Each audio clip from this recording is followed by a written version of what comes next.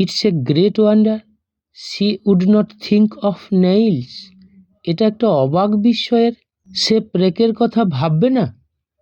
Who says this and about whom? কে এটা বলেছে এবং কার সম্পর্কে বলেছে? How does the remark suggest the character of the speaker? এই মন্তব্যটা বক্তার চরিত্রের কোন বৈশিষ্ট্য নির্দেশ করে? What do the nails symbolise?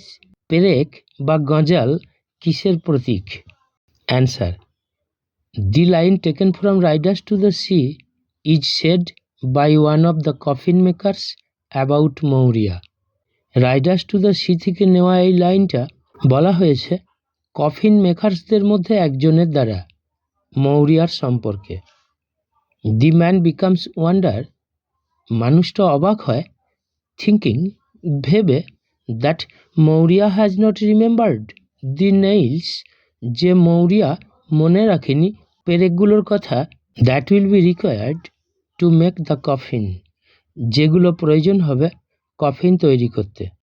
This remark shows that the man is unsympathetic. এই মন্তব্যটা দেখায় যে মানুষটা হলো সহানুভূতিহীন।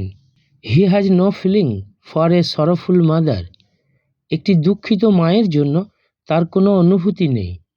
হি is the symbol of the men of Aran Islands, সে হলো আরান দ্বীপের পুরুষ মানুষদের প্রতীক।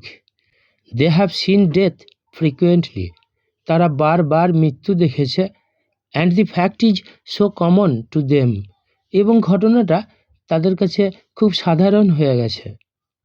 Nails symbolize death and finality, nails হচ্ছে প্রতীক মৃত্যু এবং অন্ত্যেষ্টির।